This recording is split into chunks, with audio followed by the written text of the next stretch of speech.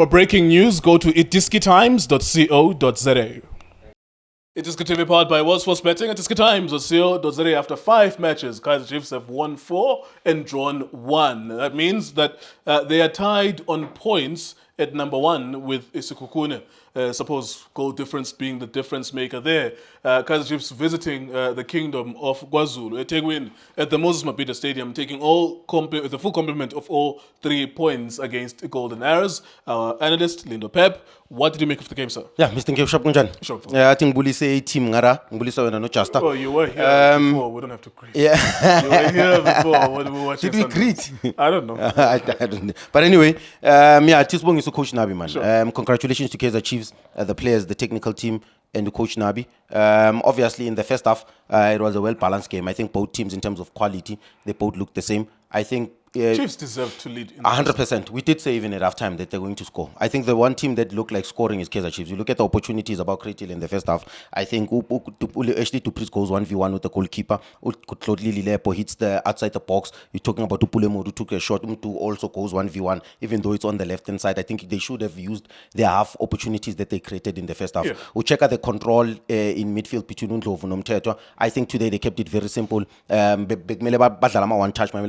touch. You look at the back four, they've got a responsibility of 1v1 because they've got better fullbacks. Their fullbacks are almost midfield-like. They play on the first ball, they play on the second ball. So the responsibility no Miguel is to play 1v1. And that's the sacrifice that they have to make. But also you have to give credit to Umteto. Maybe not on the ball so much, but even though today, in my opinion, he didn't lose much of the ball. I think there's a period line in the game, but the credit I want to give him is off the ball. Without the ball, he was first man on the ball. He won all the first balls, he won all the second balls, and non-Ndlovu, I think the energy, the legs help him because every time Umteto magapeti ball, he would avail, take the ball wide. The first point of their attack is wider in wider areas. Another thing is that this is what I wanted to see from Ulilepo today, is that every time when he plays wide, you hardly ever see him going 1v1, taking on a defender. But today, Simbonile, as a Muktati defender 1v1, because the problem with Ulilepo is every time when he Chiefs plays, he becomes a pot plant. Or decoration. Yeah. The guy's got technique, is an aerial threat, I will always say. And to Kaizer Chiefs, the good thing he did was that he went to the left-hand side. Yeah, but today he was playing. He was not static in one position. He was not a old school number 7. Yeah.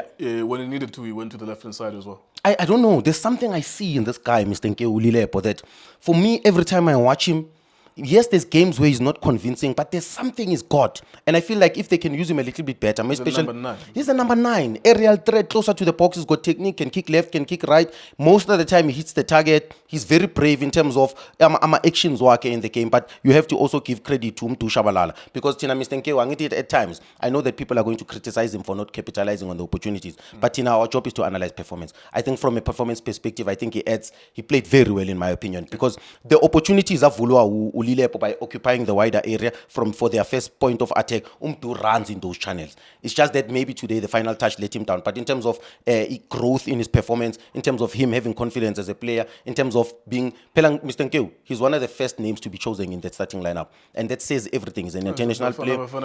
You know what I'm saying, Mr. Nkeo? Peterson, with that chance that is created by Lentuza Usitole, the Golden Arrows boy, I think he makes an incredible save there. He makes himself big. I was having a conversation, Noitumele Nkune. He says it's a German tactic. He was taught by a German coach. I just forgot his name now. Rainer Tinklager. Yes, I even forgot the name, how they pronounce it. Is that Rainer Tinklager? He was a goalkeeper coach at Kaizer Chiefs for a very long time. And when he left, you could see that there was a deterioration in the quality of the goalkeepers. Kaizer Chiefs were always producing goalkeepers from within until Rainer Tinklager left, because Brendan Peterson is an Ajax Cape Town player, and many other players as well at Chiefs that are goalkeepers. The quality of the goalkeeper is not the same, and I think Farouk Khan said it immediately after Rainer left Chiefs that there's going to be a problem with goalkeepers. And we see, in the last 5 years, we've seen it unfold, that they've had a serious problem with... so please continue with the I'm saying, he makes himself bigger there. Sure. And there's 2 details there in that when I was having a conversation, it says, You are going at the ball, you make sure that you close the angle. I think even Sage Stevens made that save in the previous game. You make sure that you make yourself bigger, you open your legs, you open your arms, the ball can hit you anywhere. And then the defenders must focus on the second ball. I think Ukwinyeka, Inishako Miguel, I think that's their best strength in my opinion. Less responsibilities on the ball, but make sure that they do their primary job, which is defending. And so far this season, I think Nacho Miguel has been their best performing defender in my opinion. I think he's very solid on defensively without the ball. On the ball, he doesn't overcomplicate it, Mr. Ngeo, but also is the availability in midfield. Even though sometimes the way because players that play one touch in football sometimes amakwala in my opinion. Sometimes you need a variation in your game. Sometimes you ukudlala one touch, that's the most simple pass. Pass la ubheke khona, ukwazi ukudlala two touch, nini ukwazi ukulibamba u10 and progress the game. And I've seen a little bit, even though engayenzekanga, but they did it in moments. But the second half substitution, this is where the game changes in my opinion, because when I was looking at a game, I thought to myself, where are they going to penetrate? The one way Ilentuza, Golden Arrows was going to penetrate that during wider areas. They needed to cheat, and that's exactly the game plan. The final third, in terms of his decision, made them down. But also, you need to give credit to Paseka Mako. I think defensively, he looked very solid. Yeah. He was playing on a 1v1 situation. Well, they were looking to hit him because there were opportunities that came. I don't disagree with what you're saying, because it looks, when he has an opportunity to defend someone and block him and tackle him and make himself difficult, he does that. But also, if you look at this game objectively, there's a number of opportunities that Golden Arrows created. They wanted to create them on the right-hand side, or their right-hand side, which is Chiefs' left-hand side, and they were successful at that at times. I agree with you, Marco is an improvement on the cross. He's helped Kaizer Chiefs. It's a better left wing back, and I think maybe you can make that argument even on Munyane as well, on the right-hand side. However, if you look at it objectively, because you always have to forget about the result, look at how many times Golden Arrows, not that they were great in this game, Chiefs deserves to win. How many times did they go through the channel of Marco? And maybe you could ask the question of, where was his help? Where was someone in front of him, Marco? Why were they always looking to hit him behind? If it was a 1v1 situation, he won all those battles. Yes. But if they played it behind him, that's where now you need to give responsibility to those two center back. And in my belief, that's where Nacho Miguel comes in. And that's why I'm also giving him credit, because he allowed Marco to defend 1v1. If Marco won those duels, if Baldala behind on a diagonal ball, he made sure that it was a cover. And Nokwinika was a cover. The only chance in Jekpela where because in football you can't close everywhere, is like a De Jong that hit the post. That was the only lapse of concentration, in my opinion, in terms of Kaizer Chiefs. But if you can check, one of them was picking with De Jong, one of them was, fullbacks were playing 1v1, and also on the ball. That's where it's important. You need fullbacks that have the ability of playing like midfielders. Sure. Because every time people to defend, you need someone who can play on the second ball. And I think Umako progresses the ball very well. Umonyane progresses the ball very well. I think I have to speak about Umteto, because Umteto, Mr. Nkeu, today, he kept his game very simple, in my opinion. He kept his game very simple. And sometimes that's what you need from a defensive midfielder who's not a ball player. Sometimes you give him less responsibilities on the ball, and you encourage what he does best. And what he did best, in my opinion, is that everything, Golden Arrows. Every time when they tried to progress the ball in midfield, Umteto was first on men on the ball. But the two substitutions, and this is why paper 2 is important for me at Kaizer Chiefs, as well as Ukastin Serun. Ukastin Serun, I emphasize this every week. With the right headache, with the right psychological profile, with him, Alungisela, he's one of the best players in our league. Ukhuluma ngopaper 2, ubona izinto ezingabona noma ubani. Kunale pass ayishaya khona manje keep Flavio Silva. It's not consistent enough. It's not consistent enough, but maybe there's a potential for him to do it, but it's not consistent enough. Can he play 5 games consistent? He's still an Instagram player for now, for me. Like, you like him because you're familiar with him and you've been around him, but I think not even 5 games. Play the whole season, do him for game, then we'll be able to talk. Because he doesn't, even in a 90 minutes, he doesn't do it enough. I mean, there was one pass that we were seeing on the other side. He tried to play diagonal as opposed to play the person next to him. I'm not criticizing him. I'm just saying that for us to be able to propel a player's name and hype him up, he needs to show us something. I don't think he's playing in his best position. You are correct by saying that he did well. Whatever he did in terms of missing opportunities, that was his first half. He did well. He was the best performer in that first half. Just like Ukastin Serino, Mr. Nkeu. I think players like Abum players maybe don't have the legs in terms of defense. He will never. Maybe that's what he needs to learn. The defensive work. Just like that is learned. Is at pressure, is aggressive. You look at as well, Ukastin Serino. He offers you a lot on the ball, but defensively you lose something. That's why I say paper 2 is one of the most creative players they have at Kaizer Chiefs. Sometimes because badlala ngomthetho, badlala ngondlovu, akunamuntu ozokunika i-final pass. Ubonile manje who unlocked the defense. Now 1 pass or 2 touches, intelligence. I think he played both these passes where Bawabi's a reverse pass, where he found Augustin Serino, who had the intelligence of bringing it back. Good goal from Silva. But also that pass happens again. That's why I'm saying you need sometimes players who can unlock the defense. And paper 2 has that ability. Augustin Serino has that ability. The one thing that has an advantage, is that he has this ability of playing without the ball as well. That's why Ayoshe is a number 10. But right, if we need to wrap it up. We've been given indication by Justice to wrap it up. Where are Kaizer Chiefs at the moment? They are nearer to the top of the log, and we were looking at their fixture list here.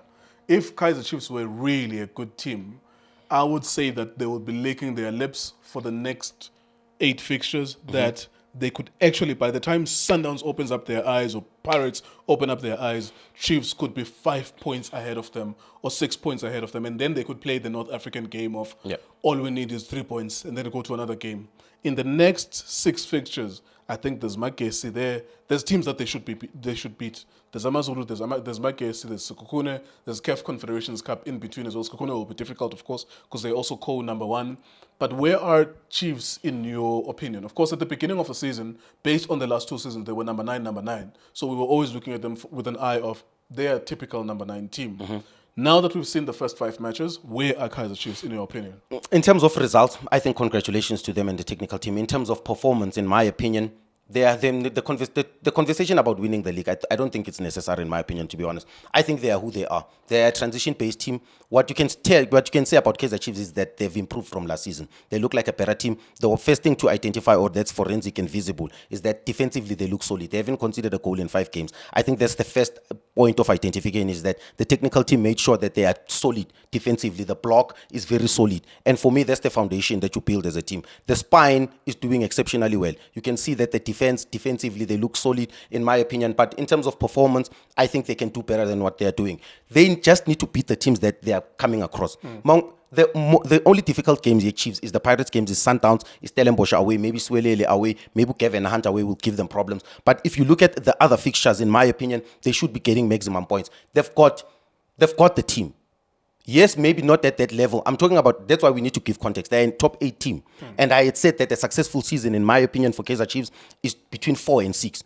If they continuously beat the teams that they need to beat, I think, in my opinion, they have an incredible season. By the time that anything happens, because in 2020, that was the closest anyone else could win the league other than Sundowns.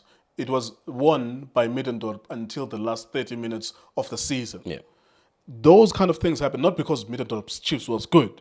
They were poor, absolutely poor. That's why the last 10 matches, they didn't win as much points as they won in the first 10 matches.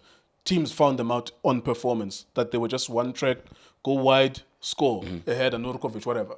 And that's why Nurkovic scored 13 goals, and 11 of those goals were scored in the first 3 months, and then the rest, he struggled to score. The point I'm making here is that uyakwazi uwelwa ngumqa esandleni.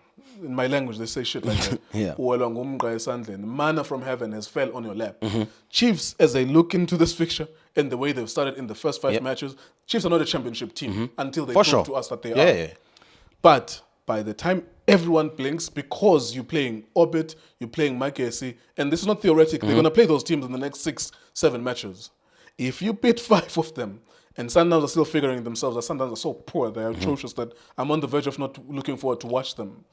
Pirates lost 2 matches at the beginning of the season, but they're still up and down. By the time everyone else notices, just like Middendorp, you have 11 points gap. And then from that point, you can be evil and play disgusting football, but just grind 3 points. Mr. Nkeu, 2-3 things. They haven't used some of the players that they've signed. Baba introduced a little by little. The second round is going to be very important because everyone plays for something. Some teams are playing relegation, some top 8, some are fighting. So it's going to be difficult. Another thing is, for me, in my opinion, if they genuinely get the results now, it would set them apart going into the second round. Because now, in the second round, they can beef up there and there where they need quality. Then they can push. You can decide what you want to do. Decide. From signings in January, you can decide, okay, I need signings that can win me the league if that's the realistic possibility. But the most positive thing is that we haven't seen Ufavlo, we haven't seen Uchislet, we haven't seen most of the players. The team that was playing last season is a continuation. That means Abomtu are improving. That means Ainacho are improving. So now, for me, the most important thing is that they need to win the games that they need to win. Right. The second round, they just need to plan better. There you go. Thank you very much, Lindo Pep. Always a lovely